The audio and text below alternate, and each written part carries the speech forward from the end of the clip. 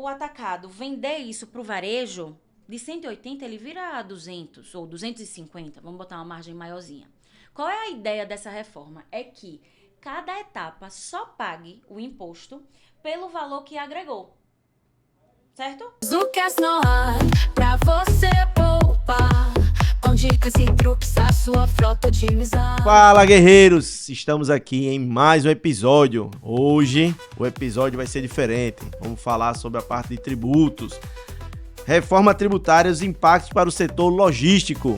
É um tema bem diferente, não é um tema, vamos dizer assim, comum aqui, a gente está escutando no podcast, mas é um tema que todo mundo fala sobre a parte de tributos. É fundamental. E assim, a gente meio que fica um pouco tenso, mas não se preocupe, porque hoje vai ser uma conversa bem...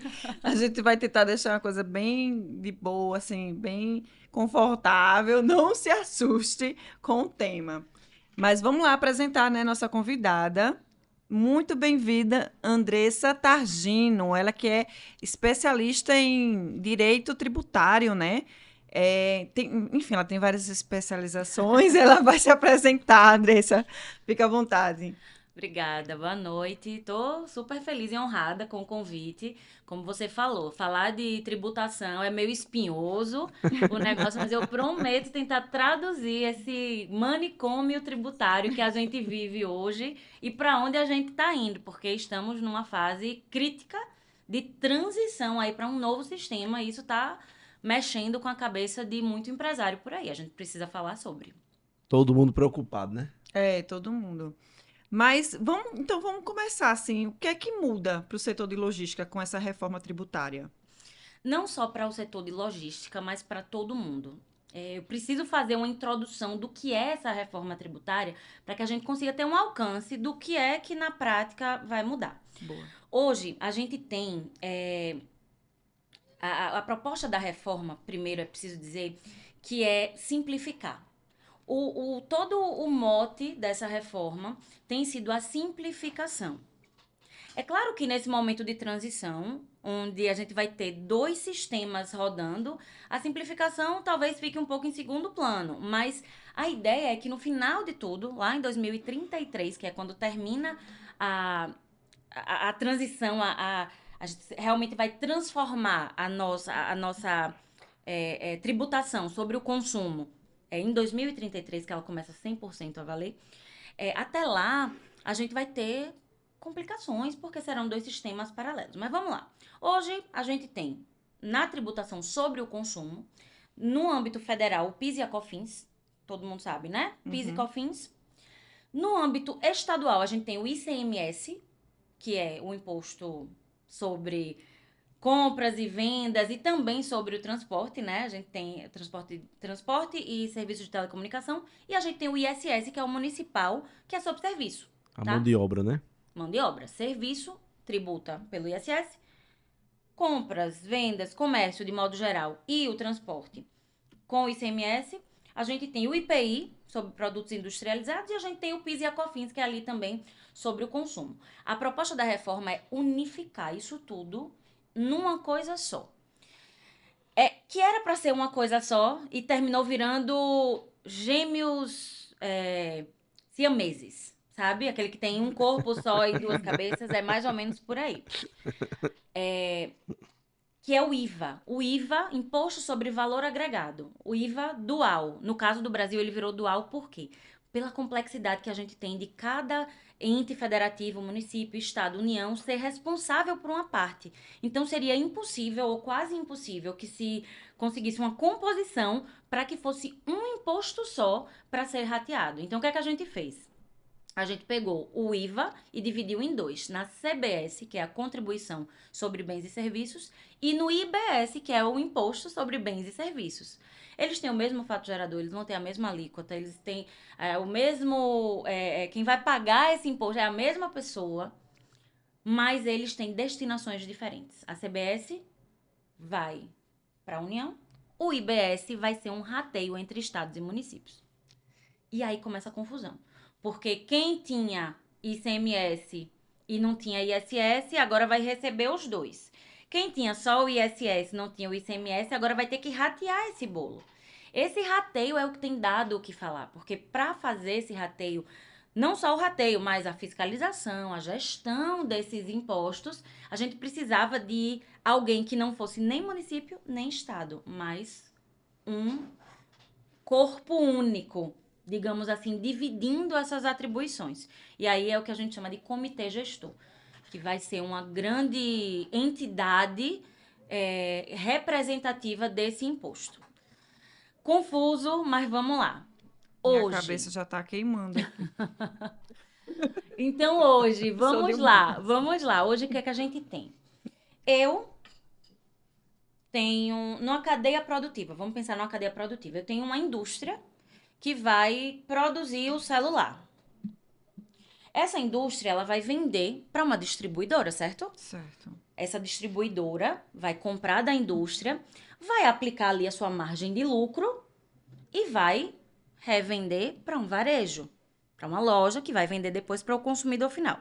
Cada etapa desse processo produtivo são agregadas as margens, né,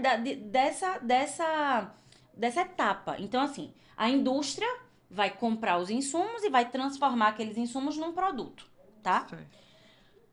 Então, esse produto, esse celular saiu da fábrica por R$100. O atacadista comprou por R$100, mas ele vai revender, ele precisa da margem dele, porque ele tem os funcionários dele para pagar, ele tem os fornecedores dele, ele tem o imposto, inclusive, que ele vai pagar sobre essa operação. Então, ele, na verdade, quando esse celular de R$100 entra no atacado, ele vira 180, tá?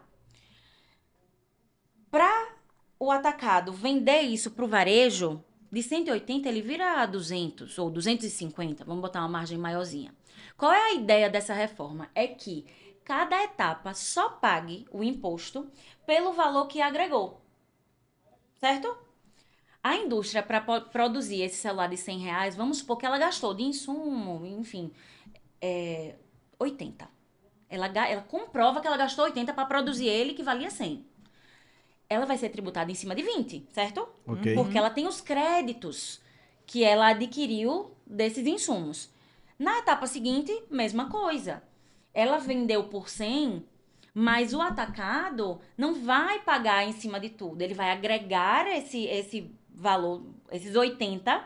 Então, ao invés de 100, que ele vai se creditar, quando ele aplicar os 80, quando ele repassar isso, a tributação dele vai ser em cima de 80. Porque os 100, ele já pagou ali. Ele se creditou daquele valor, porque ele pagou isso à indústria. E assim sucessivamente.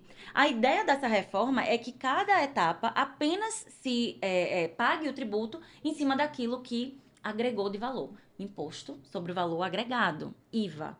Vamos lembrar disso. Eu acho que isso faz muito mais sentido, né? Faz muito mais sentido, não por outro motivo. Vários países da OCDE, né? Que é aquela organização internacional, enfim, de desenvolvimento do comércio e dos negócios, adotam isso aí. Isso é interessante, faz mais sentido, porque o imposto ele não fica cumulativo. Você só paga aquilo que você agregar. Então, fica muito mais fácil. Você também vai conseguir agora utilizar créditos de quase tudo que você utilizar nesse seu processo. Não necessariamente do processo produtivo, mas do seu processo de negócio, de comércio mesmo. Então, além das bases amplas, antigamente existia, você que trabalha com tecnologia, antigamente existia uma discussão muito forte se um software ele deveria ser tributado pelo ICMS ou pelo ISS. Isso. Será que ele é produto? Será que ele é prestação de serviço? E aí houve aquela discussão toda no Supremo de... Não, vamos lá. Se é um software personalizado, a gente vai tributar pelo ISS, porque houve ali uma mão de obra especializada para a entrega desse software. Se é um software ali de prateleira, aquele que você desenvolve, um Windows da vida, um antivírus qualquer desse que a gente literalmente compra na prateleira, compra a caixinha. Isso. Aí seria pelo ICMS. Hoje isso não existe mais. Por quê? Porque as bases tributáveis são amplas. Tudo e qualquer coisa vai ser tributado pelo IBS, pela CBS. Tudo e qualquer coisa. E aí a gente começa com as dúvidas, né? Certo, mas hoje, por exemplo, eu sou do Simples Nacional. Eu tributo em cima do valor da nota fiscal, né? Eu tributo em cima de faturamento. Como é que vai ficar a minha situação?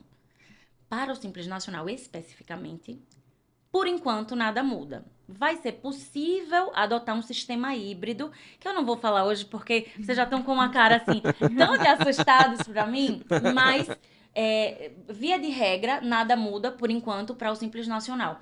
Mas hoje a gente tem um sistema tributário tão complexo que, por exemplo, quem tributa pelo ICMS não sabe, na verdade, quanto paga de imposto. A gente não consegue identificar, porque o cálculo do imposto ele é feito por dentro. Olha que absurdo. Eu vou vender um produto de R$100. Hoje, a alíquota de ICMS aqui, falando de Alagoas, 19% mais 1% de FECOEP. Vamos fazer uma conta de padaria, 20%. Ok. Qual é a lógica?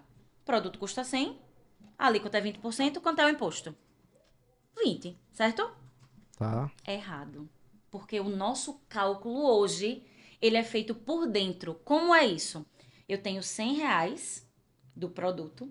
Se a minha alíquota é 20%, eu adiciono 20% para calcular 20%. Ô, Guta, é por isso que eu vou Ô, fazer as contas e Gutinha. nunca bato. Eu disse, Nunca bate. rapaz, eu disse, bicho, eu não tô entendendo esse E negócio aí eu aqui. tenho um cliente que faz, doutora, a Cefaz tá calculando isso errado. Eu faço, meu filho, ela não tá não. Foi o cálculo que já nasceu errado. Já nasceu errado, porque não faz sentido que um imposto seja incluído na sua própria base de cálculo. É imposto sobre imposto que a gente paga no final das contas. Então a alíquota de 20 vira 24, fácil. Entende? Então a gente nunca sabe muito bem quanto a gente está pagando de tributo. A reforma ela vem com um pouco também dessa missão de tornar mais transparente e mais simples o sistema. Se vai ficar mais barato, aí é outra história. Talvez não, principalmente para o setor de serviço. A senhora falando aí agora, me fez lembrar de fato que eu fiquei sem entender. Porque eu comprei, deu mais ou menos uns 20, quase 25 mil reais em equipamentos. E aí a gente pagou aproximadamente, acho que foi uns 7, 8 mil, negócio do ST, do antecipado, não sei, Diferencial de alíquota. juntando tudo, deu quase 8 mil. Eu disse, peraí, se o meu imposto é lá embaixo, estou pagando praticamente aí 30, um pouco mais de 33% aproximadamente ali, né, 30%, enfim. Aí eu disse, peraí, essa minha conta não tá batendo aqui não. Eu fui pra lá, fui pra cá, liguei pra contabilidade, o pessoal da contabilidade disse, rapaz, é isso mesmo, não tem o que fazer, fugir não. Na reforma, Disseu, a gente tem uma novidade, né, uma inovação no sistema que é a tributação no destino. O que é que acontece com o ICMS? Cada estado tem o seu, a sua lei, a sua regra, a sua alíquota às vezes. Então a gente tem, por exemplo, estados do Sudeste que é uma alíquota menor do que a nossa. Uhum. Por isso é que existe o tal do DIFAL, que é o diferencial de alíquota. É justamente para tentar equalizar essas tributações entre estados diferentes. Aí vem, por exemplo, o estado de Alagoas e faz, que queria dar um incentivo fiscal para as empresas se instalarem aqui. Eu vou diminuir o ICMS delas para elas virem para cá, produzirem, aí vai gerar trabalho, vai gerar riqueza aqui para o meu estado. Vou dar um benefício, um incentivo fiscal para reduzir. De 20% vai virar 3% de ICMS. E aí, Pernambuco olha assim e faz, oxi, não. Venha para cá, fábrica, eu lhe dou 2,5%. Aí Alagoas faz, não vou ficar por baixo não. 2%. E vira um leilão. O que gera uma coisa que a gente conhece por guerra fiscal. Com a tributação no destino, ou seja, eu estou comprando algum material de insumo para minha empresa que está vindo de São Paulo. A tributação vai acontecer em Alagoas, porque eu sou a destinatária desse produto. Então, nada mais justo que o meu estado fique com o imposto, ou nesse rateio aí do comitê gestor e tudo isso, mas que venha para Alagoas, já que eu consumi aqui. Eu gastei o dinheiro, eu estou em Alagoas, fui eu que comprei, nada mais justo que o meu estado fique com a tributação. E aí a gente acaba um pouco também, ou pelo menos em tese, com essa questão da guerra fiscal, porque a tributação ela não é mais na sede da empresa, ela é no destino. Ah, eu não sabia disso. Esse é um grande diferencial que está sendo trazido pela reforma também. É verdade que Alagoas é um estado que tem maior tributação? Não o estado com maior tributação, mas a gente tem uma tributação mais alta, por exemplo, do que os estados do Sudeste. Isso é verdade. em 2022 ou 23, agora me foge, a gente teve aquela confusão do governo federal reduzindo a alíquota dos combustíveis, lembram? Lembro. E aí, o que é que os estados fizeram para equalizar essa perda de tributação, né? De dinheiro mesmo entrando Sim. nos cofres públicos. Ela foi, pô, aumentou um pouquinho a Isso. tributação. Isso também já estava levando em consideração que esse cálculo para o rateio do comitê gestor, lembra essa entidade que vai Sim, ser sim, única, representando sim. todos os estados e os 5.570 municípios, representados por alguns prefeitos ali dentro do comitê gestor. Como é que vai ser feito esse rateio? É justamente na participação de quem está, até 2023, na verdade, quanto representava essa tributação. Aí, para não haver muitas perdas, então por isso que também muita gente aumentou essa alíquota lá em Alagoas. Alagoas e mais 8 estados, na verdade, fizeram esse aumento de Esse alíquota. equilíbrio aí, né? Exatamente. Para justamente não haver essa perda tão grande agora, quando virar 2026 e a gente começar com as alíquotas testes de IBS. Mas aí vai ser, no caso, pelo que a senhora tá falando, vai ser teste. Aí não tá. Corre o risco de repente, dar errado e o pessoal, vamos dizer assim, pivotar aí, mudar. Impossível. Isso já está previsto constitucionalmente. Para essa reforma acontecer, houve uma emenda à nossa Constituição. Houve um projeto entendi. de emenda à Constituição. Virou uma efetiva emenda, ou seja, é texto constitucional, a gente não consegue mexer. Claro que existem legislações que estão sendo editadas ainda, que são as leis complementares, para regular como é que vai acontecer, quem é que vai fiscalizar, de quem é que vai ser a competência, sim. Mas hoje, a gente não tem mais como fugir. Em 1º de janeiro de 2026, a gente vai começar o efetivo período de transição. Então, vai ser uma alíquota teste para alguns grupos de contribuintes, não serão todos, que vão muito mais para validar sistema do que propriamente arrecadar. Eles vão recolher 1% a título de IBS. 1%, desses 1%, 0,9% vai para União e vai poder ser compensado com impostos federais, o PIS e a COFINS, que ainda está valendo. Tá. Esse 0,1%, que seria dos estados e municípios, vai para a composição do caixa para implantar o comitê gestor. O que se fala nos grupos, né? Eu participo de alguns grupos da Secretaria da Fazenda, onde se discute nessa transição da reforma, declarações, como é que vão ficar, nada está muito certo ainda. Mas o que eles dizem é que essa alíquota teste ela vai servir muito mais para validar a questão do sistema mesmo.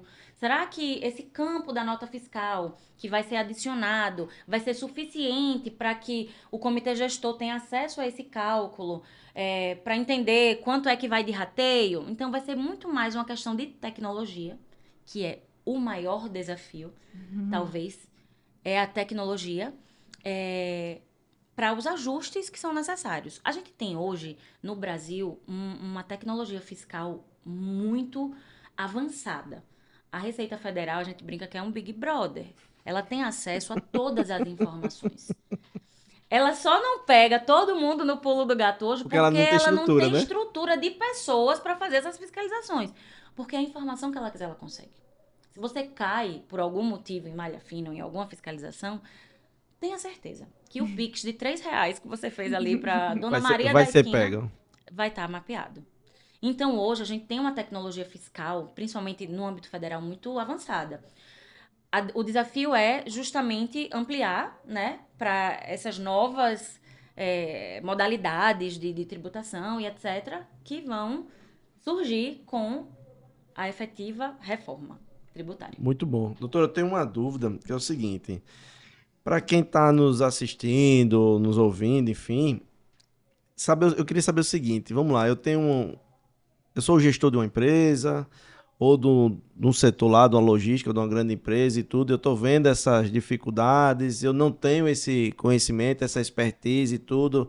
Qual é o primeiro passo que eu deveria adotar? De que forma eu devo, assim, pelo menos, procurar para entender o que está acontecendo, qual caminho eu devo seguir ali? O que ele está pagando, deixando de pagar. Né? Tentar entender, né? Sim. O ideal, gente, é que exista uma clareza sobre como está a sua situação hoje. Quem são os seus fornecedores? Você toma créditos desses fornecedores hoje? como é que você está compondo o seu preço? Será que essa tributação e os outros custos que você tem com o seu negócio estão sendo efetivamente agregados a esse valor que você repassa ao seu cliente, seja um cliente final, ou seja, enfim, se você estiver aí no meio da cadeia, alguém, a próxima etapa da cadeia? Ter essa clareza do que você faz hoje é essencial para que você consiga entender o que é que você precisa ajustar para o novo sistema. Como eu falei, a não cumulatividade, ou seja, essa tomada de créditos, que vai ser a regra geral depois da reforma, vai possibilitar que todo mundo tome o máximo de créditos possível para diminuir o seu imposto na hora de pagar, porque você já tem esses créditos. Imagine, é uma conta bancária. Tem gente que faz um depósito e às vezes você faz uma transferência para terceiros. Então, tem entradas e tem saídas. O crédito funciona na mesma lógica. Tudo que você compra, tudo que você adquire, você se credita. Tudo que você vende, você se debita. O ICMS, ele segue um pouco essa lógica, mas com essas complexidades do cálculo por dentro, enfim. Mas a ideia agora é que todos esses tributos, PIS, COFINS, que vai virar CBS, e o IPI, né, também, que vai virar esse imposto seletivo, que a gente fala depois, é o imposto do pecado. O ICMS e o ISS, virando a IBS. Tudo isso vai seguir essa sistemática de créditos. Então, se eu tenho um fornecedor, por exemplo, que é do Simples Nacional, e ele está me fornecendo algum insumo, hoje eu só posso me creditar do percentualzinho que ele paga dentro do Simples, que não é o percentual cheio. A gente sabe que o Simples Nacional é uma sistemática que se reduz em todas as alíquotas para você simplificar. Nem sempre é tão simples assim, mas pagar uma alíquota, uma guia só, com todos aqueles tributos dentro. O ICMS dentro do Simples não é 20%, 19 mais 1. Ele é pequenininho, vai depender da faixa de faturamento, ele gira ali acho que entre 4,2 e, enfim. Imagine que o seu fornecedor seja bem pequenininho e ele esteja lhe vendendo esse insumo, né? Esteja lhe fornecendo esse insumo, só que para o ICMS ele só paga 4,2. E se ISS também, enfim, ele só paga 4,2. Você não vai se creditar de 20%, você vai se creditar de 4,2. Então, será que nessa nova sistemática vale a pena você fazer negócios ou ter fornecedores que sejam optantes pelo Simples Nacional? É uma incógnita. Talvez não. Talvez muita gente que hoje trabalha no sistema do Simples Nacional, se for B2B, ou seja, se ela for do Simples Nacional e vender para outras empresas que, enfim, porventura sejam do lucro real, do lucro presumido, que tomam crédito, talvez ela perca esse cliente. Então, tanto do ponto de vista de quem consome de Simples Nacional, quanto do ponto de vista de quem é do Simples Nacional e fornece para outras empresas, talvez isso precise ser revisto. E aí, entre outras coisas, quem são seus fornecedores? Onde eles estão? Será que com essa equalização da tributação no destino, não faz mais sentido você ter um fornecedor mais perto? Que a logística vai ser mais barata? O frete vai ser menor? Então, a gente sabe que hoje tem muita gente que compra do Sudeste porque eles, pela tributação ser menor, eles têm, às vezes, preços mais competitivos. Isso. Será que isso vai se manter? Será que não vale mais a pena hoje de algum varejista de confecção, por exemplo, comprar aqui do lado de Pernambuco? A gente tem um polo, né? Toritama, Santa Cruz do Capibari. Enfim. Então, são cálculos e simulações que precisam ser feitas. Então, a primeira coisa, eu acho que para quem está nos assistindo aqui é pensar, será que eu tenho uma clareza hoje do quanto eu pago de tributo e do como é que vai ficar a situação dentro dessas alíquotas que já estão postas em cerca de 28% de IVA, né? CBS e IBS, 28%. Então, é cálculo, é conta. Tem que botar na planilha e tem que fazer conta. Mas, para isso, você precisa entender onde você está hoje. Se eu segurar a sua pergunta aí, se você quer fazer uma pergunta, eu queria tirar uma dúvida aqui, que é o seguinte, doutora, a senhora falou aí agora, fazer conta. E aí me despertou aqui uma curiosidade, que eu acredito que deva ser de muita gente, que é o seguinte,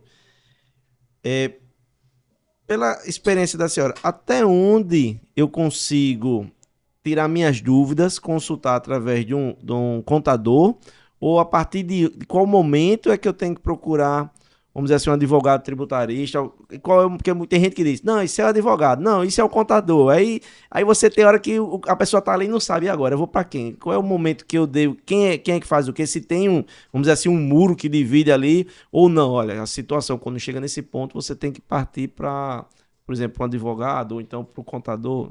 Existe, como eu disse, assim, separar isso aí ou não? Então, é uma dúvida super comum, é uma dúvida de muitos empresários, até onde termina a atribuição do contador e até onde começa a atribuição do advogado tributarista. Em muitas coisas, isso vai se confundir. Tem um limbo aí de atividades e atribuições que cabem aos dois. O que a gente vê hoje é uma quantidade muito grande de declarações e sistemas que a contabilidade precisa preencher. O trabalho operacional contábil é tão intenso que muitas vezes o contador, que podia ser utilizado de uma forma muito mais estratégica pela empresa, ele não consegue, porque é humanamente impossível que ele preencha todas essas declarações, que ele entregue os SPEDs da vida, SPED fiscal, SPED contribuição, faça folha de pagamento, guia daqui, guia de lá, e ainda consiga, dentro da contabilidade gerencial, traduzir a sua realidade da sua operação em números para que vocês consigam conversar estratégias. Na prática, o que a gente vê muito é isso. É a impossibilidade desse profissional contábil de ter uma atuação mais estratégica porque está afogado nesse operacional. E aí entraria esse trabalho que a gente faz de planejamento tributário. É super comum, inclusive nos meus planejamentos tributários, eu sempre trago o contador. Porque é uma visão técnica diferente, é um viés diferente. O contador ele tem um olhar diferente sobre a operação do que o advogado. A gente vê outras coisas, a gente vê outras repercussões. O contador ele consegue enxergar de uma maneira que é muito complementar. Então, eu entendo que existe sim uma zona nebulosa, mas que num cenário ideal, o empresário precisa ter um bom contador e precisa contar com um bom advogado, porque um bom planejamento. E agora, nessa fase de transição para esse novo sistema, quem não se planejar vai, assim, estacionar por muitos quilômetros nessa estrada da transição e do desenvolvimento. Se planejar agora, acho que não é opcional. Quem quiser continuar no mercado vai ter que se planejar, porque vai precisar fazer todos os ajustes, não apenas contábeis e fiscais, mas contratuais, enfim, é amplo o negócio, assim, a gente não consegue olhar só para o fiscal da empresa, muito embora seja a reforma tributária. A gente tem que olhar para tudo, e aí o jurídico mais a contabilidade é que vai fazer esse diferencial, sabe? Entendi. Fala um pouco mais sobre esse planejamento, o que é que engloba, o que é que tem nesse planejamento tributário. Imagine que você vai construir uma casa. Primeira coisa que você faz, você contrata alguém para fazer um projeto. Para esse projeto, a pessoa, o arquiteto ou o engenheiro, ele vai chegar para você e vai dizer: o que é que você quer? O que é que você precisa na sua casa? Quantos quartos você precisa? Você tem filhos? Você quer quintal? Você quer uma cozinha enorme? Muito bom. É a sua necessidade. Uhum. O planejamento tributário é a mesma coisa. Depende do que você quer da sua empresa, depende do que você tem de visão, onde você quer estar daqui a 5 anos. Você tem uma visão de crescimento, você quer franquear suas unidades, o que é que você quer? E aí, a partir disso, a gente vai pegar essa informação, vai pegar essa legislação enorme, complexa que a gente tem hoje, e a gente vai fazer a adequação. Olha, acho que se a gente for por aqui, a gente consegue essa redução, e aí você consegue um diferencial competitivo no mercado, porque imposto é custo. Muito. Eu brinco que o Estado é o nosso maior sócio. Né? Oh. E aquele sócio que só suga, não adiciona nada. Não dá R$1 de trabalho nesse menino. Pois é. Então, assim, imposto é custo. É custo que, se você consegue reduzir, você tem dinheiro sobrando para reinvestir no seu negócio, para investir numa tecnologia, para fazer qualquer coisa para melhorar a sua fatia de mercado, a sua competitividade. Então, o planejamento, ele passa por várias análises. Desde o seu contrato social. Será que faz sentido você ter todas essas atividades? Porque a gente, às vezes, pega uns contratos sociais que é 3 páginas, assim, só de descrição de atividades. Vai de Limpeza de fossa, a atividade hospitalar. Tô brincando, né? Assim, tô Maria, exagerando. é de A a Z, como diz a De A a história. Z. É de A a Z. Então, será que faz sentido para você, hoje, ter tudo isso dentro desse mesmo CNPJ?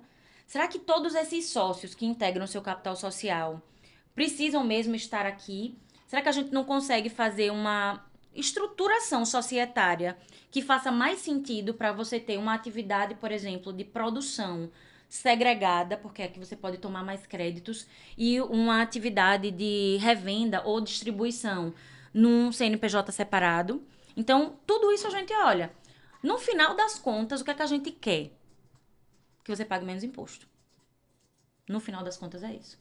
Como no final das contas o que o arquiteto vai querer que você curta a sua casa e aproveite todos os ambientes. É a mesma coisa, sabe? No final de tudo, o que a gente quer é otimizar a operação. O planejamento tributário, ele parte um pouco disso. Do que funciona melhor para aquela empresa. Não tem muita receita de bolo.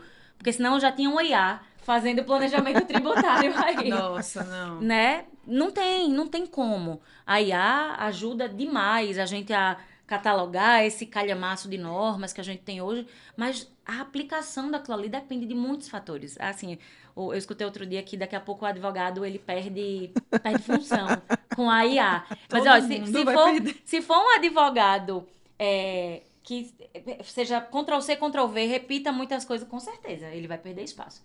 Mas um advogado estratégico, assim como um contador estratégico, assim como qualquer profissional estratégico, não vai porque, no final das contas, são pessoas, né, se relacionando e a gente precisa de pessoas. E aí, voltando, o planejamento tributário, ele parte disso, do que vai funcionar para a sua empresa, para a sua operação, para onde você vende, de onde você compra, tudo isso a gente olha. Eu penso na complexidade do setor de transporte e logística em relação a esse planejamento, né?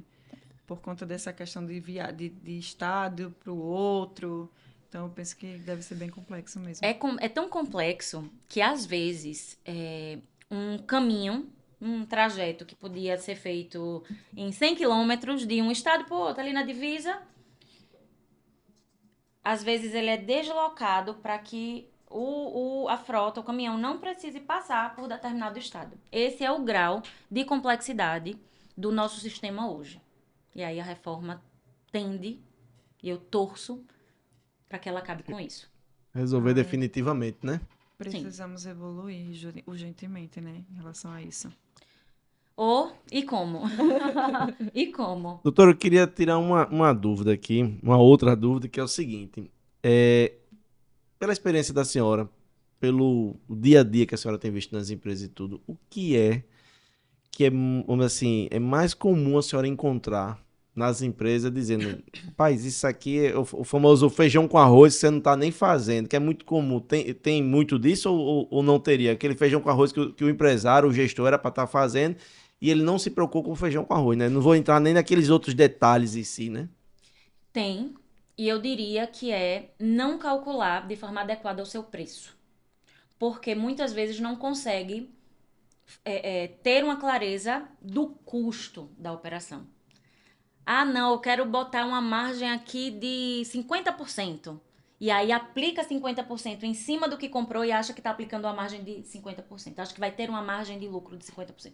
Não vai. A conta não é tão simples. A gente precisa fazer todo um cálculo de custo operacional, custos não operacionais também que existem, insumos, o que é que gera crédito, o que é que não gera, quanto efetivamente de imposto você está pagando, de quem você está comprando, porque isso define quanto de crédito você está tomando. Então, tudo isso é um processo que ele pode até parecer muito complexo e talvez, num certo grau, até que o empresário tome pé da situação em que ele está hoje. Eu acho que essa é o maior gargalo que eu diria que eu vejo muito nas empresas, principalmente empresas um pouco menores.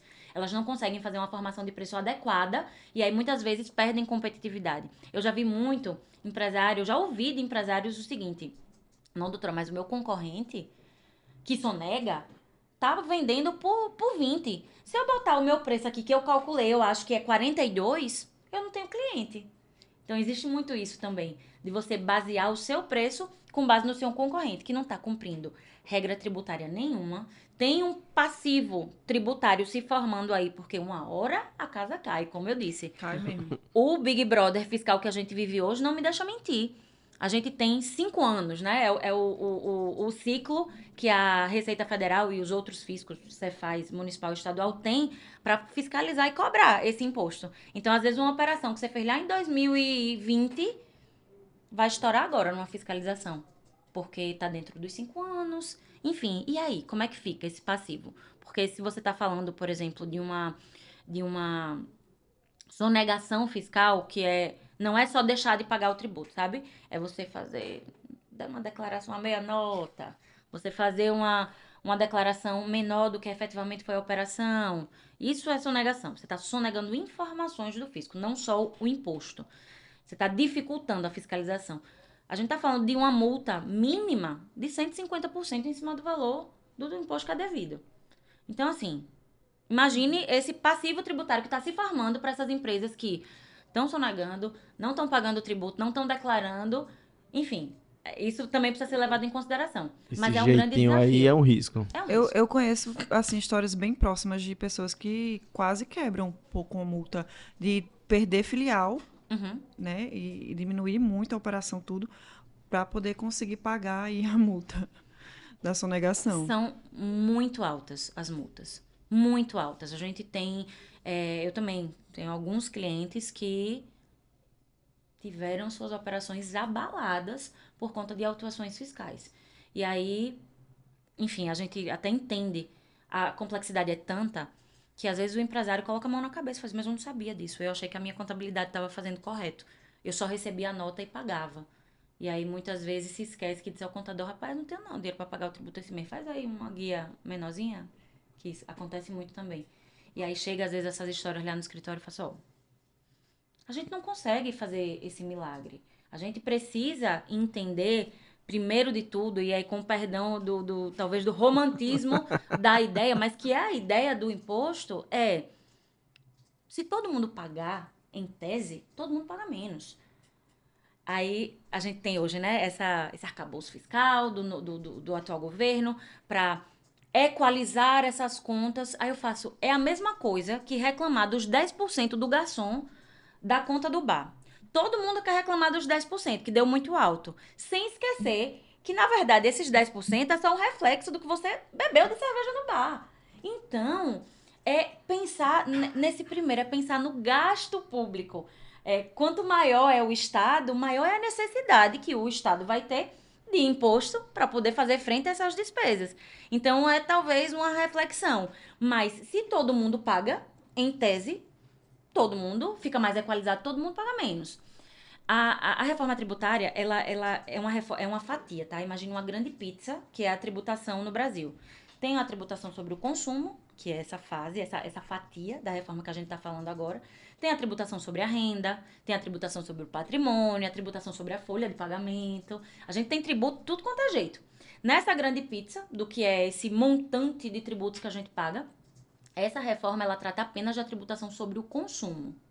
A tributação sobre o consumo é a pior tributação do ponto de vista de justiça fiscal que a gente pode ter. Pense comigo. Eu sou uma assalariada. Eu recebo um salário mínimo por mês. Você é uma herdeira milionária. O quilo de feijão que eu compro no supermercado é o mesmo quilo de feijão que você compra. O imposto sobre esse feijão que eu pago é o mesmo imposto que você paga. É justa essa tributação? Não é. Porque para uma milionária É fácil pagar, né? é muito mais fácil pagar. Para uma assalariada é muito mais... Me custa muito mais esse quilo de feijão do que custa para ela. Então é uma tributação que a gente chama regressiva. Ela não é uma tributação que tributa mais quem pode mais. Essa característica seria uma tributação sobre a renda, por exemplo. Que aí, por exemplo, o imposto de renda, a gente tem, sabe, aquelas faixas de... Tem a isenção, aí depois passa para 7,5%, passa para 10%, passa para 12,5%, 17,5%, que seria essa alíquota máxima. É progressivo. Quanto mais você ganha, mais você paga. É justo. Faz sentido, não faz? Faz. Eu acho que faz. Pronto. Essa reforma tributária, essa fatia que está sendo discutida agora, enfim, é a tributação sobre o consumo e ela não resolve o problema da regressividade. É uma discussão bem Longa aí, né? longa e filosófica, mas que a gente precisa pensar. A gente precisa cobrar dos nossos governantes que a nossa tributação, como a pizza toda, seja revista para que a tributação progressiva, ou seja, a tributação sobre a renda e patrimônio, seja maior do que a tributação sobre o consumo. Então, é um pouco dos desafios que a gente enfrenta hoje enquanto sociedade, né? Porque a tributação regressiva ela é injusta demais. Essa reforma aí, ela traz a história do cashback. Vocês já ouviram falar no cashback da reforma? Já. Não, Eu já ouvi escutei falar, mas não sei nem pra onde vai essa Eu também não, cashback mas da eu já ouvi reforma falar. aí. Então, existe esse projeto para tentar mitigar um pouquinho desse problema, que é a tributação ser regressiva. Eles trouxeram, né, esse estrangeirismo do cashback, que é a devolução para a população de baixa renda. E aí ainda tem diversas questões que precisam ser definidas. Quem é que vai ser considerado baixa renda? Vai ser quem tem aquele cadastro CadÚnico, né? CadÚnico. Que é o CadÚnico. Vai ser as famílias com mãe solo. Como é que vai ser essa divisão? E aí essas pessoas, né, essa parcela da população vai receber de crédito de volta uma parte desse imposto através de pagamento de conta de luz ou de gás, de cozinha, que são bens, né, essenciais. A gente tem também a história da cesta básica, que vai ter uma isenção dessa tributação. A cesta básica, que tem aí seus 30 e tantos produtos previstos, mais os regionalizados. Porque teve até essa confusão. O Sul disse, não, mas cuscuz não é cesta básica pra mim, não. Chimarrão Caramba. a erva é. Aí o Nordeste faz, mas eu não tomo chimarrão. Quem toma chimarrão é você. Ainda teve essa questão da regionalização da cesta Meu básica. Deus. O problema é que o Brasil é muito grande. É muito grande, a gente é quase um continente, né? A gente é um país de proporções continentais, aí complica mais ainda. Mas essas medidas de cashback, de isenção para alguns produtos médicos, de higiene menstrual, também houve muito esse movimento da advocacia feminista e feminina. Sim. Muito bom. Para baixar a tributação sobre alguns tipos de produtos. Então, não resolve, mas pelo menos teve a intenção, né? Vamos dar o benefício Já ajuda, né? Já ajuda. Já ajuda. Vamos ver como é que vai funcionar na prática, mas Na já prática. ajuda. Como diz um amigo meu, já estivemos mais longe, né? Já. Já estivemos Vamos mais para o nosso primeiro bloco, que é o Papo de Frota. Papo de Frota. Aí a gente vai trazer a questão da tributação para a logística. E a primeira pergunta que a gente trouxe aqui é como a reforma tributária ela impacta o cálculo de frete, armazenagem e distribuição de mercadorias. Vamos lá, lembra que eu falei no começo que o IVA, CBS e IBS, o IVA dual, esses gêmeos siameses, eles têm base ampla, certo? Tudo, a gente respirou, vai incidir o IVA. Então, hoje, dentro da sistemática que a gente tem, ainda falta, sim, algumas regulamentações, mas todo esse cálculo, o frete, a distribuição, a logística, o transporte, tudo isso vai ser tributado igualmente com o IVA dual. A alíquota que se estima, porque ela está estimada ainda, ela não bateram o martelo, é 28%. Aí todo mundo briga, mas é o maior IVA do mundo, acho que até ultrapassou, acho que era o da Holanda, agora eu não me lembro mais. Que era Deve estar de entre os três 26,5%. maiores aí, né? Um número Hoje assim, é né? o maior. Maior, Hoje né? é o que se estima que seja o maior do mundo. E o pior, que a gente não tem as contrapartidas Que os necessárias outros têm, que né? os outros países têm. Então a gente paga muito imposto, mas ao mesmo tempo a gente precisa pagar uma escola particular para os nossos filhos, a gente precisa pagar um plano de saúde, porque infelizmente o SUS, por maior e mais referenciado que seja mundialmente, não dá vazão, porque é muita gente. A nossa casa precisa ter uma cerca elétrica, porque a gente não tem segurança pública eficiente. Então, o retorno do Estado não existe. Mas aí, voltando para a pergunta, o que é que a gente tem? Que nessa base ampla de tributação, todos esses fatores serão tributados igualmente. Entendi.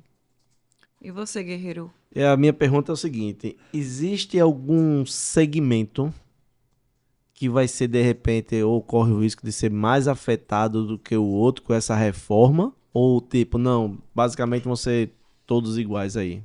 Boa. Vamos pensar o seguinte. Eu sou uma indústria. Ok. Eu vou produzir canecas. Ok. Para eu produzir caneca, eu preciso de insumo, não preciso? Sim. Eu não preciso de uma máquina rodando. Eu não preciso de uma... Não sei, cerâmica. Da cerâmica, base né? da Cerâmica. cerâmica. Eu não preciso da tinta. Eu não preciso da embalagem para botar isso aqui para vender. Eu não preciso do funcionário. Eu não preciso de tudo isso. Certo. Tudo isso é custo. Tudo isso é insumo para minha produção. Ok. Nesse contexto de reforma tributária, nessa tributação nessa não cumulatividade, tudo isso eu vou tomar de crédito. Certo? Tá. Gastei 80, vendi por 100. R$ 20 ali a minha margem, vou tributar em cima disso. Que é mais ou menos como é hoje a questão do lucro real, né? É Isso. mais ou menos isso. Isso. Ok. A amplitude da tomada de créditos vai ser maior depois da reforma. A gente vai conseguir tomar crédito de quase tudo. Mas agora vamos lá. Como indústria, eu tô ótima, porque eu tenho muito insumo. Ok. Como atacadista, eu tô menos ótima, porque eu não tenho muito insumo, mas eu ainda tenho o custo dessa mercadoria que eu preciso comprar para revender. E eu como serviço, que eu faço o quê? Porque o meu produto vem daqui. É. Eu não tenho insumo. E agora? Qual que o eu crédito, faço? né? Que crédito eu vou tomar? Da internet que eu pago pro meu escritório, pensando na advocacia, por exemplo. Certo. No papel, que a gente nem usa mais, que Nem é tudo usa. digital. É. O aluguel da minha sala, será que vai ser utilizado? As taxas que eu pago? A secretária que eu contrato? Os terceirizados que tá ali softwares. fazendo a limpeza, né? Os softwares, a limpeza. Será que eu vou conseguir tomar isso de crédito? E será que isso vai ser suficiente para mitigar essa minha tributação? Porque se eu cobro R$ 100 para fazer uma petição, quanto disso tem crédito para que eu possa tomar e tributar só a diferença? Caramba, a Como gente é que tá eu vou muito fazer esse ferrado. cálculo? Então, uma crítica muito grande que se fez foi, num país pouco ainda industrial como o Brasil, com tantas empresas do segmento de serviços, o setor mais impactado seremos nós, os prestadores de serviço. Partiu abrir uma indústria. Por- Gente, Porque, justamente pela questão dos insumos, pelos créditos que a gente vai ter mais dificuldade de tomar, entende? E uma empresa pequena, usando até o exemplo que a senhora trouxe aí do escritório da advocacia, como é que você vai transformar em lucro real um escritório, né? Como é que uma empresa pequena, que é do simples, do dia para a noite, ela vira um lucro real? O empresário talvez não esteja nem preparado para fazer essas contas, né? Por isso que o importante é começar agora. Porque na virada do ano é que a gente faz a opção, lembra? Sim. Quem é do simples, vai continuar no simples? Será que tá valendo a pena? Será que operacionalmente já não tá no momento de eu migrar para um lucro real, um lucro presumido? Enfim, tem que fazer conta. Bota na planilha e simula pra gente entender. Agora, mais isso tem que ser considerado, mais essa nova parametrização de tributação precisa ser considerado nessa virada de ano. Eu brinco que, a gente falando de planejamento, empresas minimamente organizadas, elas fazem planejamento estratégico, planejamento financeiro, planejamento, né? Por que não faz o planejamento tributário do ano seguinte? Eu sempre brinco. Gente, nesse segundo semestre, vamos começar a pensar num planejamento tributário? Porque, da mesma forma que o seu financeiro precisa de um planejamento para saber quanto ele vai poder gastar, qual é a previsão de recebimentos, o seu fiscal também precisa ter essa previsão de qual é o tributo que vai pagar, quanto é que vai tomar de crédito. Isso tudo passa pelo planejamento tributário. Então, não tem muito segredo. É pegar tudo que você faz com os outros setores da sua empresa e replicar para o seu fiscal. Que, no final das contas, deságua, essa torneirinha aberta aí, deságua muito, tira muito de competitividade das empresas. Serviço, a parte, vamos assim, de venda aí do ICMS e a parte de aluguel. Locadores, o pessoal que aluga equipamentos, em diversas outras situações aí. como é que fica esse caso? Era principalmente locação de equipamentos. Era um grande, era uma lacuna, porque não era tributado nem por um nem por outro. Era só o Agora, governo federal. base ampla, seguimos tributando também. Tudo que é aluguel, tudo que é, enfim, locação de equipamento, locação de imóvel, dependendo da natureza da sua empresa, né? Imobiliário, se não é, todo mundo vai pagar. Alguns setores terão reduções de base. Saúde, educação, vai ter umas reduções. Os próprios prestadores de serviço que sejam vinculados ou fiscalizados por órgãos de classe, por exemplo, contadores, advogados, arquitetos, engenheiros, jornalistas, enfim, que tenha os seus conselhos, no caso dos advogados, a OAB, no caso dos contadores, o CRC. Essas categorias, elas terão, sim, um percentual de redução. Então, desses 28%, vai ter um desconto aí de 30%. 30% de 28%, né? Como diria nossa ex-presidente Dilma. 30% de 28%. Mas a conta estava certa. A gente é que não soube interpretar, bichinho, não soube transmitir. Mas a gente vai ter esse desconto. Mas ainda assim, se a gente fizer umas contas, eu já tentei, viu? Fazer as minhas contas aí, o cenário não é muito promissor, não. Tá difícil. Exatamente. E aí talvez seja, assim, o caso de agora passar a considerar uma mudança de regime. Talvez ser do Simples Nacional, principalmente quem trabalha B2B, que é o meu caso. Eu presto serviço para outras empresas. Eu tenho, sim, alguns clientes que são pessoa física, mas, de modo geral, a gente atua para empresas. Então, eu sou B2B. Talvez essa tomada de crédito para o meu cliente não seja mais justificada se eu permanecer no Simples pelos próximos anos. Então, porque o Simples eu vejo que ele ajuda muito, mais por causa dos colaboradores, né? Eu acho que é um dos maiores pesos, se eu estiver errado, a senhora me corrige, mas eu acho que é um dos maiores pesos, né? Um dos maiores pesos, mas a reforma, ela inclusive prevê uma saída para isso. O que se fala é num regime híbrido. Você vai poder optar pelo Simples só para a parte de folha de pagamento. A parte dos impostos, PIS/COFINS, ICMS e ISS, eles sairiam. Então, você teria 2 regimes. Aí, a crítica que se faz. Oxi, aí eu vou ter 2 apurações, uma pelo Simples Nacional e uma pelo IVA, pelo IBS. Então, de Simples vai ficar difícil, né? Agora a senhora conseguiu embananar na minha cabeça aqui. Peraí, vamos lá. Mas vai ter uma... Bem-vindo ao clube. Que a gente também tá com a cabeça embananada. Mas vamos lá, vamos tentar entender aqui. Vamos lá, digamos o seguinte, só para ver. Hoje tem um critério que é de faturamento, que é o tradicional, né? Você atingiu lá X valor lá, não me lembro agora exatamente quanto, 4 milhões e alguma coisa, acredito eu. Você sai do Simples e vai para o presumido, que aí você está sendo obrigado pelo faturamento. Existe o outro critério que, tipo, eu faturo, sei lá, 100 mil por ano, mas eu quero sair, não quero ser no Simples, eu quero ser do presumido. Beleza. Tem uma opção. Nesse caso que a senhora está trazendo, a senhora está dizendo o seguinte, eu tenho...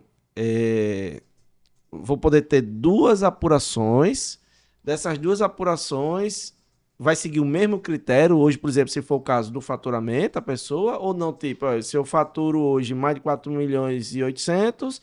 mas eu quero tributar o meu colaborador ali, ou ser do Simples, vai ter isso ou ele vai seguir o padrão que já era antes em cima daquela tabela de valores? Vamos lá. Eu não sei se eu consegui me explicar aqui. Eu entendi exatamente a sua dúvida e é uma dúvida de muita gente. Vamos lá. Esse sistema híbrido, Simples e presumido ou real, vai funcionar da seguinte forma. Como já funciona hoje? Vamos lá. O Simples, ele tem aquelas faixas de faturamento, né? Até 180 mil, de 180 mil e 1 centavo até 360, 360 e 1 centavo até... Aí vai, né? São, acho que, 7 faixas de faturamento. Quando você chega na 5ª faixa de faturamento, que é 3 milhões e 600, automaticamente você é desenquadrado apenas na parte do ICMS e do ISS. Então, se você fatura ao ano mais de 3 milhões e 600 mil, automaticamente você precisa apurar o seu ICMS ou ISS, dependendo se você tem serviço ou comércio, por fora. Então, você é do Simples ainda, tá? Você a sua folha, inclusive, você vai ter aquele benefício de não pagar o INSS patronal, porque pelo Simples já está recolhido e etc. Mas o seu ICMS ou o seu ISS vai ser pago por fora, na alíquota cheia, tá? Se a alíquota do ICMS, vamos lá, vamos falar de ICMS. Se a alíquota do ICMS dentro do Simples, na quinta faixa de faturamento, ela é de 10%, eu tô jogando números aleatoriamente, porque eu não consigo me lembrar, mas 10%, se ela é 10%, quando você é desenquadrado, você vai pagar 20%, porque a alíquota hoje é 19 mais um do FECOEP. Exceto algumas mercadorias que não incidem o FECOEP, mas enfim, 19 ou 20%. Então, você vai pagar esses 10% do valor que você pagava da sua guia do Simples, esses 10% que representava o ICMS, não vai existir mais. A sua guia vai ficar um pouquinho mais barata. Mas, em compensação, você não vai pagar mais 10, que você pagava dentro do Simples. Você vai pagar 20. Porque você é desenquadrado. Depois de 3.600.000 é um desenquadramento obrigatório para o ICMS e ISS. Ok. Vai funcionar mais ou menos na mesma lógica, só que você vai ter a opção de fazer isso em qualquer faixa. Você vai ter a opção de apurar o IVA, a CBS e o IBS por fora. Por que isso é interessante para algumas empresas do Simples? Justamente pelo repasse de crédito para o seu cliente que seja a empresa. Nesse B2B, se eu for do Simples, nesse sistema híbrido, a minha folha está garantida, porque eu estou aqui dentro do Simples para pagar, né, o INSS patronal e etc. Mas o IBS e a CBS, eu vou estar tributando cheio. Logo, eu vou estar repassando também cheio o crédito para o meu cliente. Então, esse tipo de planejamento vai ser muito comum agora. A crítica que se faz, repito, gente, mas uma empresa que era do Simples, normalmente é uma empresa com uma complexidade operacional um pouco menor, é aquela empresa que não tem um financeiro, um administrativo, uma logística e um RH. É todo mundo uma pessoa só. Né? Então, é uma empresa que tem um faturamento um pouco menor. Será que vai fazer sentido para ela, por outro lado, essa complexidade de ter 2 sistemas rodando? Porque ela vai ter 2 sistemas, ela vai precisar apurar esse imposto, esse tributo, né, o IVA, por fora, além da apuração do Simples, que vai ser em cima desse faturamento, entendeu? O pulo do gato. Entendi. Se por um lado você vai conseguir repassar esse crédito cheio, por outro você vai ter 2 sistemas rodando dentro de uma empresa que já tem uma complexidade operacional, uma capacidade operacional, perdão, um pouco menor.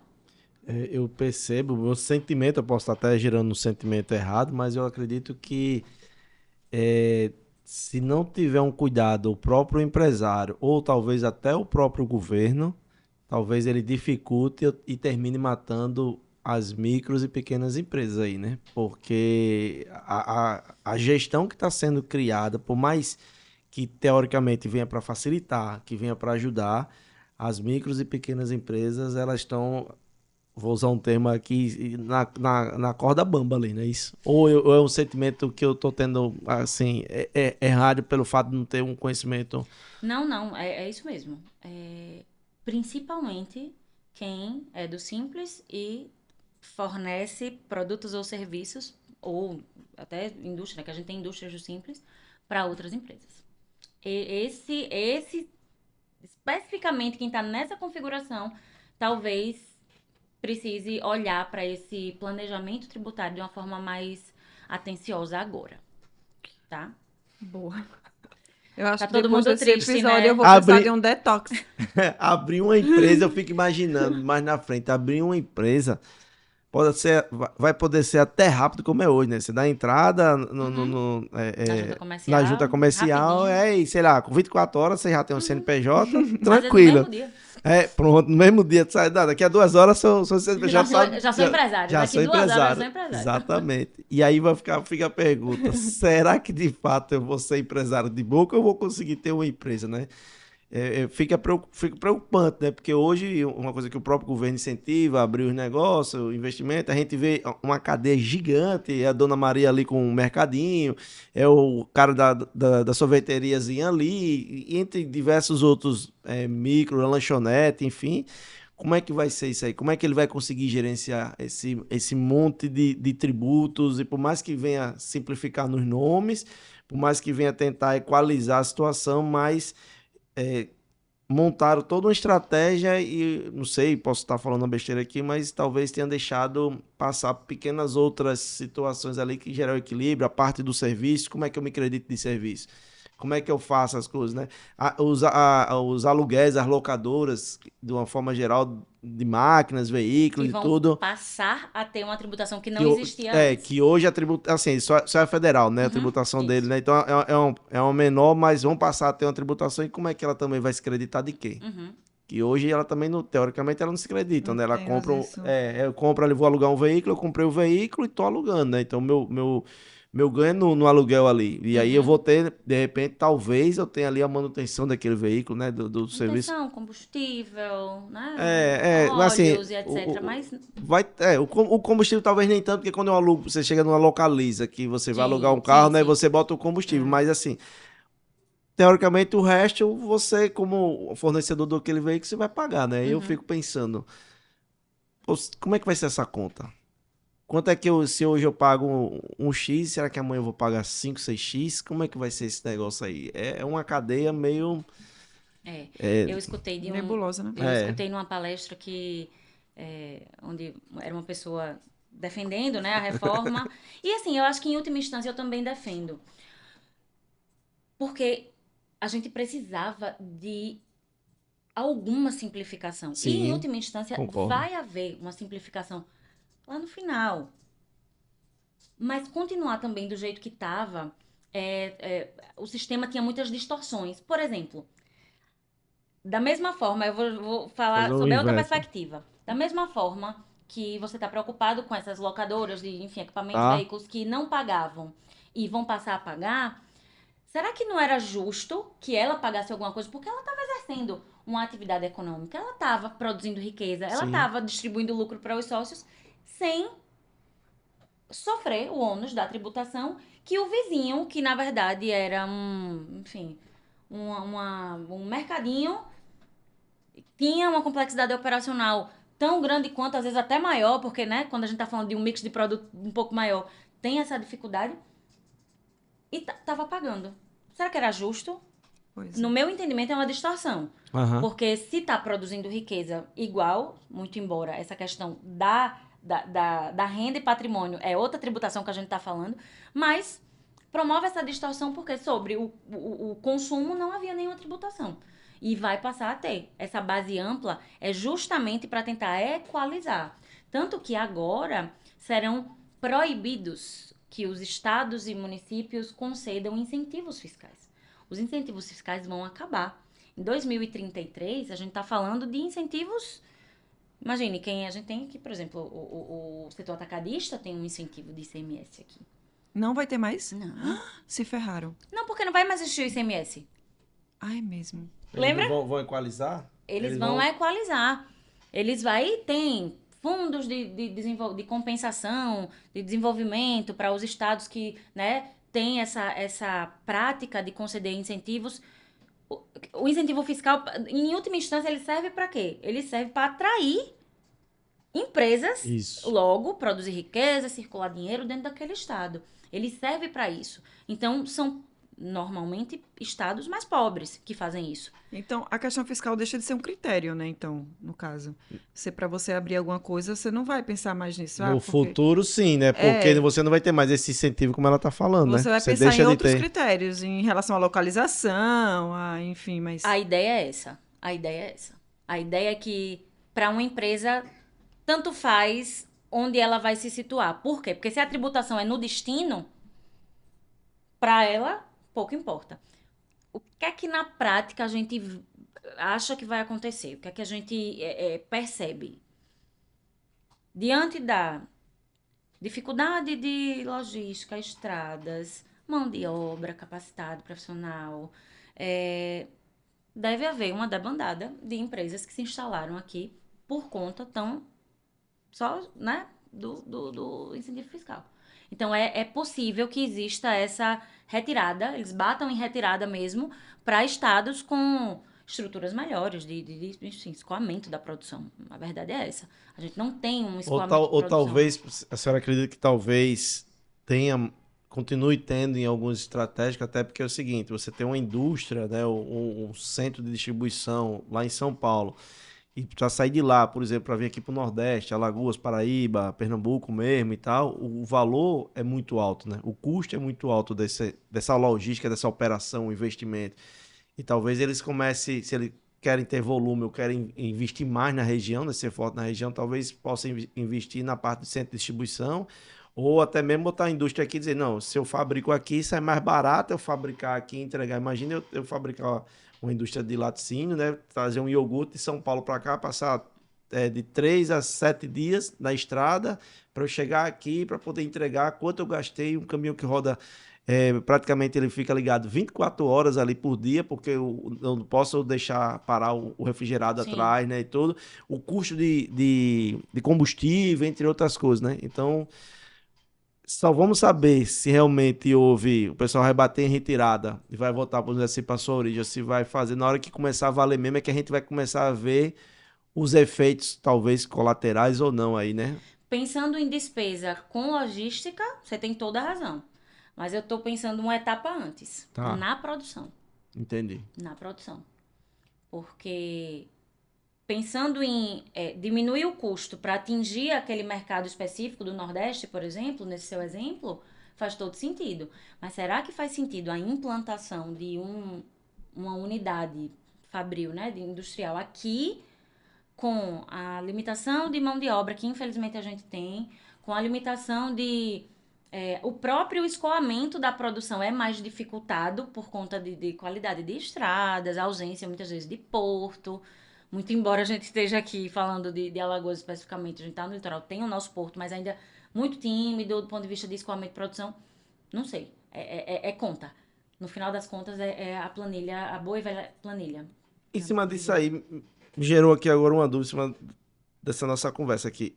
Hoje tem a questão da matriz e da filial, a transferência que o pessoal diz de estoque, né? E não é cobrado. Então, se eu estou, sei lá, em Pernambuco e Alagoas, eu posso transferir de um estado para o outro, não seria cobrado, né?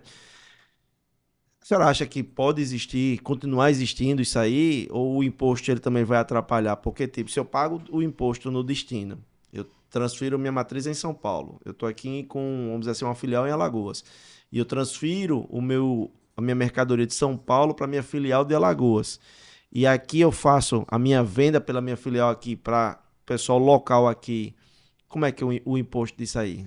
Talvez não faça mais sentido esse movimento justamente porque a tributação agora é no destino. Então, ou seja, mesmo que eu transfira para minha filial, eu vou ter que pagar agora. Não é que você vai ter que pagar, mas é que você transferindo para sua filial para vender para um cliente de Alagoas, dá no mesmo de você vender para o cliente de Alagoas, porque a tributação vai ser em Alagoas, de qualquer forma, porque o cliente está aqui. É o destinatário do produto ou do serviço que vai definir aonde é que esse imposto vai ser recolhido. Não tem mais a história do diferencial de alíquota para equalizar, porque tem o imposto interno e o imposto interestadual. Agora é um imposto só. E ele vai ser recolhido no destino. Então ele vai levar em consideração a matriz e não a filial. Ele vai levar em consideração onde está o cliente. É onde está o cliente. Então, se uma indústria de São Paulo vende para uma distribuidora de Alagoas, a tributação dessa etapa, lembra que tem as Sim, etapas? Sim. A tributação dessa etapa vai ser para Alagoas. Se essa distribuidora de Alagoas revende para um varejo em Pernambuco, essa etapa vai ser tributada em Pernambuco, porque é sempre o destino. O destino da próxima etapa. O destino de São Paulo para a distribuidora em Alagoas é Alagoas. Esse pedacinho do imposto que vai ser pago em Alagoas. A distribuidora de Alagoas repassou para um mercadinho em Pernambuco. Essa etapa da cadeia produtiva vai ser tributada em Pernambuco. Entendi. Vai que Pernambuco vendeu, esse varejo vendeu para uma outra revenda, que pode, né, também. Você pode fazer essa nova operação na Paraíba. Essa operação, esse pedacinho, agrega, né, o valor agregado, vai para Paraíba. Então, equaliza de certa forma, porque é sempre quem está comprando, quem está adquirindo o produto ou serviço que vai definir onde é que esse imposto vai ficar.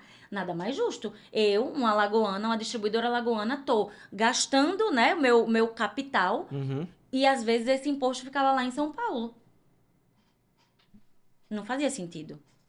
Faz mais sentido que ele fique no destino. E é assim que deve partir a partir de 1 de janeiro de 2026. Tá. Vamos para o nosso próximo quadro, né? Vamos lá. E agora gestor.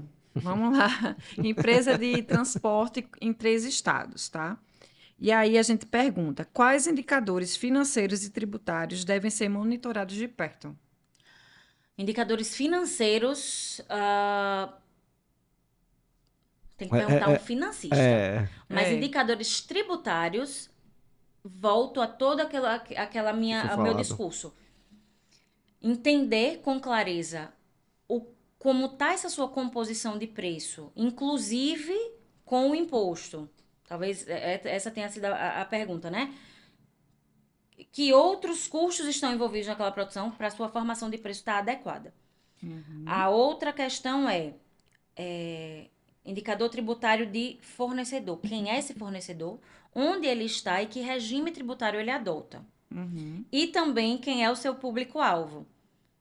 Qual é o custo de logística que você vai ter para atingir esse consumidor final, esse destinatário, não vou dizer nem consumidor final, perdão.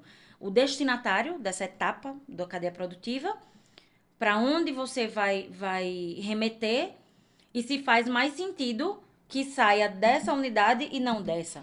Já Sim, que, tem que estar em 3 conforme você está estados. dizendo, está em 3 estados. Então, seria mais uma análise operacional mesmo, porque, como eu disse, a tributação ela vai ser equalizada para todo Equalizada. mundo, sempre com foco no destino.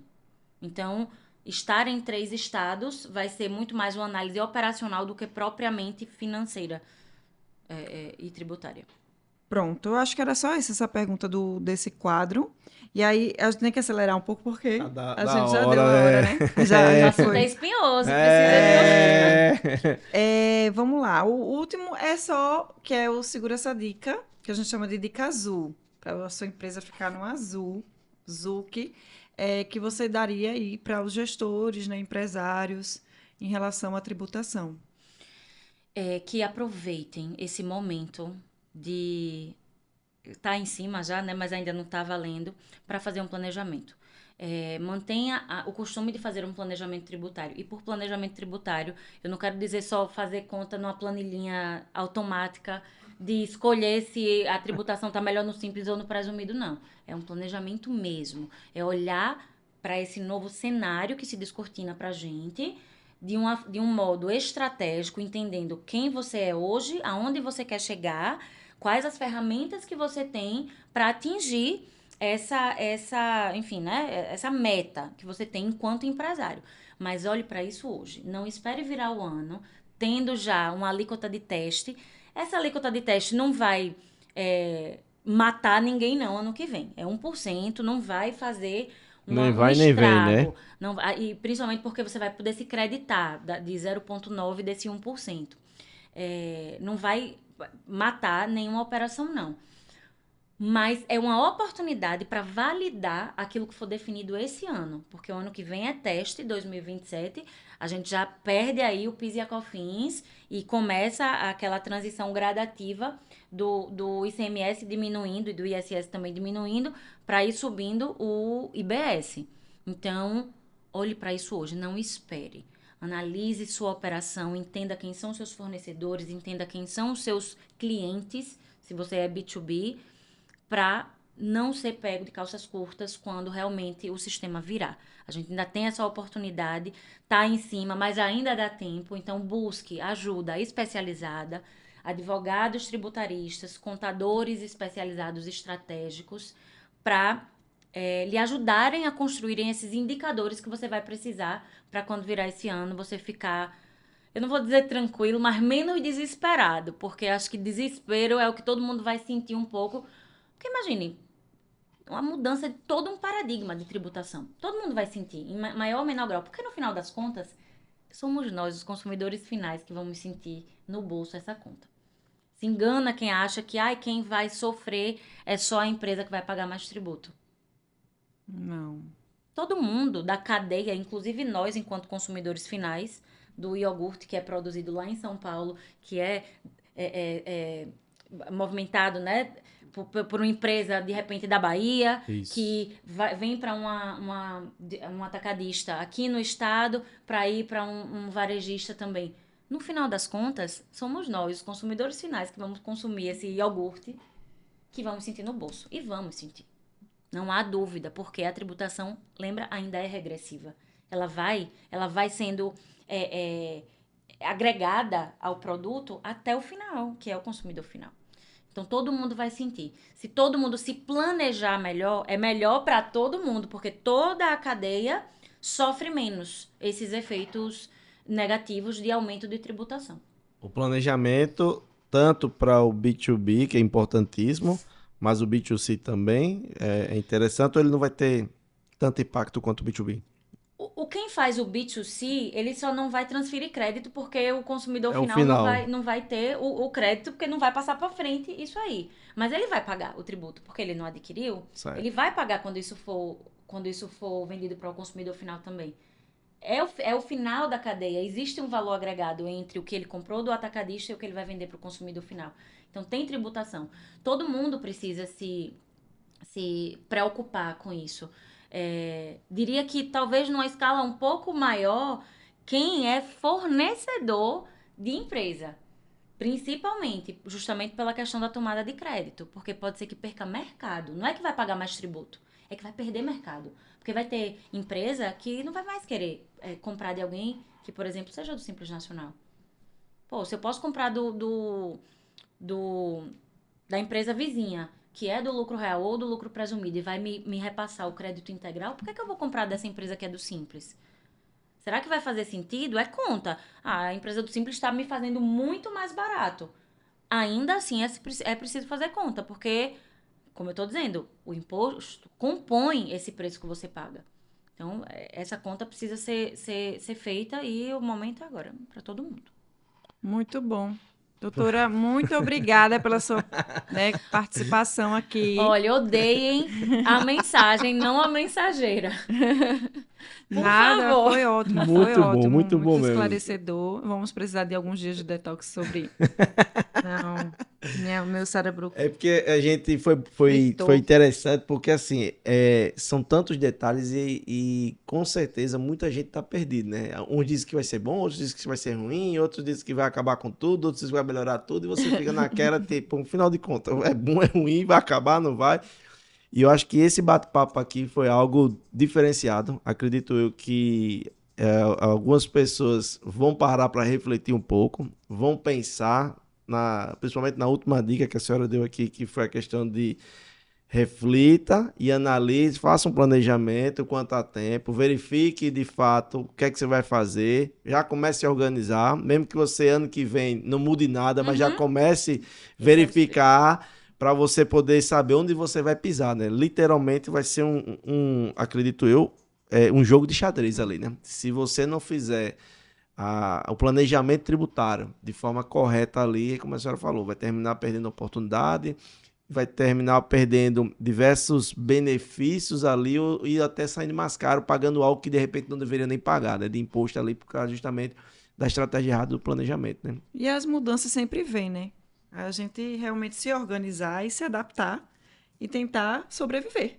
Exatamente. Porque sempre tem mudanças, né? De todo Com jeito. certeza. A gente tem um grande Frankenstein tributário, assim, no Brasil. A gente vai pegando ideias que funcionam em outros países e a gente vai costurando e puxando um pouquinho para caber.